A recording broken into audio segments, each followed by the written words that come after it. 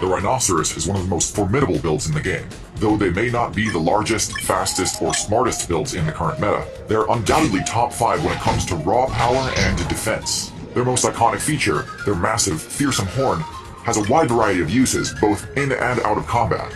This, combined with the Rhino's other special abilities, make it seem like an overpowered top-tier build. But Rhinos have some less obvious weaknesses that might change the equation a bit. In today's video, we'll go over all the pros and cons to determine. So first, let's take an in-depth look at the Rhinoceros' unique traits and special abilities, starting of course with its horn. The Rhino's horn is one of the most powerful weapons, not just in the current meta, but in the entire history of the game. While not all of the variants of the Rhino build invest heavily into the horn skill tree, some Rhinos, particularly the White Rhino, have horns which can get up to 5 feet long. With the full force of a charging behemoth behind it, this horn can easily one-hit any player unfortunate enough to get caught at the other end. This length gives Rhino players a massive forward threat range that other players can often underestimate, especially when factoring in the Rhino's surprisingly high speed stat. With a top speed of roughly 30 miles per hour, they often catch careless players off guard with how quickly that giant horn can get within spearing distance. Now, oftentimes, one of the main weaknesses of this sort of playstyle, i.e. the kind of build with a large, powerful skull-mounted weapon, is that if an opponent is able to get inside of your optimal threat range, either by dodging your first attack and punishing the end leg, or by approaching from a difficult-to-defend angle, you may have little left in terms of defenses and might just be out of options to fight off the attack. This is not the case with the Rhino, because the Rhino has the best defense stats of any build in its weight class. It has extremely thick skin, which is packed full of fibrous material, making it highly resistant to piercing damage. In addition to allowing Rhinos to spar with each other without risking an instant game over, this also allows Rhinos to shrug off attacks from literally any predator build, from the crushing bite of a hyena to the razor blade-like swipe of a tiger's claws. Rhinos aren't completely invincible, they're not bulletproof, and can't tank hits forever, but they've got a lot more room for mistakes than most builds. With all that being said, the Rhinoceros does have plenty of weaknesses, the first of which is their extremely poor eyesight. Rhinos have eyes on the side of their head, which is meant to give them a wide field of view at the cost of binocular vision, aka the ability to judge the distance to another player or object in 3D space. However, a Rhino's vision is so poor that it can only detect basic shapes past roughly 10 yards, meaning they cannot detect other players if they remain motionless. And what you get is a Rhino which can see all of the movement around itself, but is unable to quickly gauge whether or not that movement represents a threat. And so you'll commonly see Rhino mains getting stressed out and startled by the simplest of things. And also Rhinos which attack anything that moves on sight. This of course is highly exploitable. Any stealth-based build will have an easy time concealing its presence from a Rhino until it wants to make a move.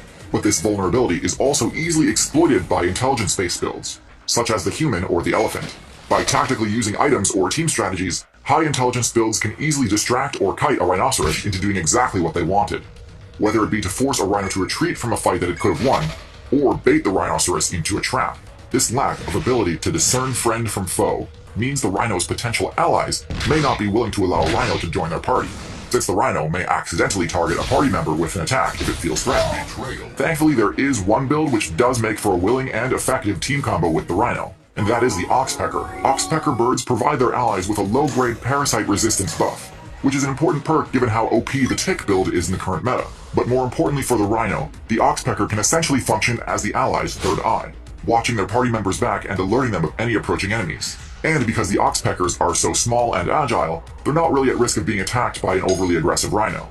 Now, although Rhinos can dish out some of the highest damage in the entire game to anything unlucky enough to be caught in front of their giant horns, another major weakness of theirs is their inability to threaten players approaching from behind them. Most herbivore builds, even those with equally impressive horns, make sure they spec into a powerful kick to ensure that they don't just automatically lose to any aggressor that manages to get behind them. A Rhino's legs are not tall enough nor fast enough to threaten a powerful kick, and so when a Rhino gets surrounded, its only option is to tank quite a few hits. Now of course, their thick armor does immensely help in this situation, but no armor in this game is completely impervious, and given enough time, a persistent predator can still deal damage, even to a heavily armored Rhinoceros. This weakness is made worse by the fact that the Rhino, like all mammals, has a weak point on its hindquarters, called the perineum. Taking damage to this area can inflict a serious blood loss debuff, which can be enough to bring down even the Rhino. Normally, it's the job of a player's teammates to guard their backside like this, but given the Rhino's propensity for friendly fire, they can't always count on having allies that are willing to help. Unfortunately, as helpful as the Oxpecker birds are, they aren't likely to try and challenge a lion in the middle of an ambush. So there's definitely quite a few downsides that come with playing this powerhouse of a build. There's also some variation within the Rhino faction, allowing for players to optimize for their desired playstyle. If you just want to max out on your attack damage, you'll want to play as the White Rhino, which sports the most powerful horn and largest size. If you care more about mobility and armor, you can opt for the Indian Rhino, which is smaller and only has a single horn, but has better mobility both on land and in the water, and is also the more heavily armored of the two. Next, let's talk about individual matchups.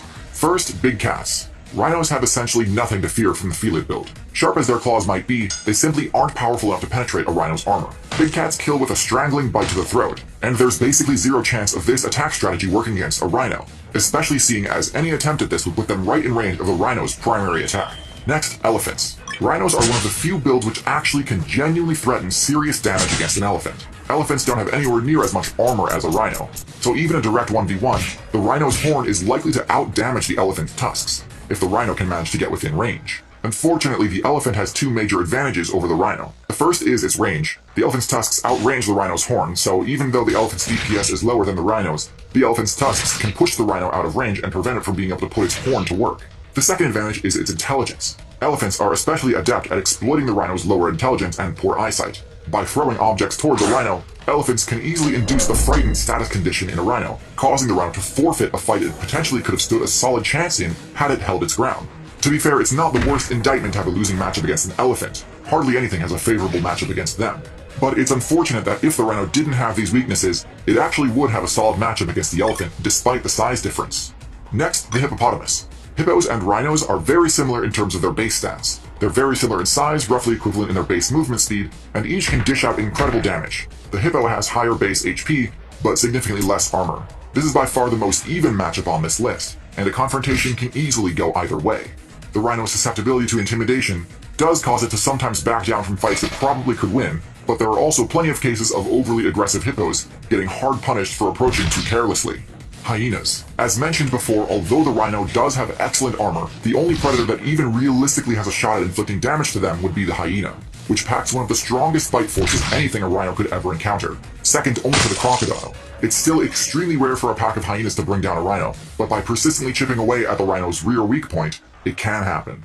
The rhino has a solid matchup spread, but despite all of their incredible advantages, still end up taking a lot more L's than they should due to their heavily exploitable weaknesses. Although they're able to tank a lot of hits as an adult, their low intelligence stat allows enemy players to kite protective parents away from the low-level rhinos they were guarding, whether that be through distraction, intimidation, or team tactics. And with a respawn time of almost a year and a half, every defeat hits the rhino player base exceptionally hard.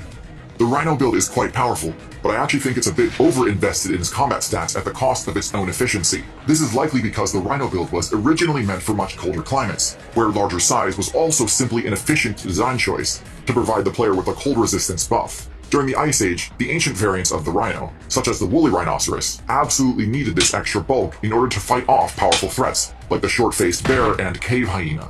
But with the largest threat to rhinos in the modern day being the tiger, rhinos don't really need this much physical force to be competitively viable. There also used to be a lot more variety to the rhinoceros player base. Paraceratherium was the largest terrestrial mammal build ever seen in the game, and essentially functioned as a mammalian sauropod. And yet for some reason, the tall grazer niche is dominated by the giraffe instead of a variant of the rhinoceros, even though a Paraceratherium could easily win a 1v1 against the giraffe. This may be a bit controversial, but taking into account their many weaknesses and seeing how out of place they are in the current meta compared to the Ice Age, I'm going to place the rhinoceros into D tier. Low intelligence in particular leaves the rhino helpless in the face of certain strategies. However, intelligence is something that can be leveled up with the right sort of training. In today's meta, abilities like coding, math, and data science are extremely useful. They are tough to learn unless you got a free and easy course designed to intuitively guide you through difficult concepts. That's precisely where today's sponsor, Brilliant, comes in. Brilliant is an online learning platform which uses fun, interactive courses to help you level up those science and engineering skills. I don't know about you, but the way I've learned best is in a low-pressure environment where I'm free to make as many mistakes as I want. Wow. It's how I learned video editing, how I learned 3D animation, and now, thanks to Brilliant, it's also how I'm learning coding and data science. Instead of spending huge amounts of money and getting slapped with disheartening grades every time you struggle to nail something on the first try, you can go at your own pace and see helpful explanations whenever you need it. If this sounds good to you, you can try Brilliant completely free for 30 days. But don't worry, you don't need to speedrun the entire library in a month just to save money, because the first 200 of you to visit my link can get 20% off the annual membership. That's brilliant.org/Tirzu. You can also scan the QR code on screen right now. Yes, that is a real QR code you're looking at. Don't believe me? Give it a try. Thanks again to Brilliant for sponsoring, and thank you for watching.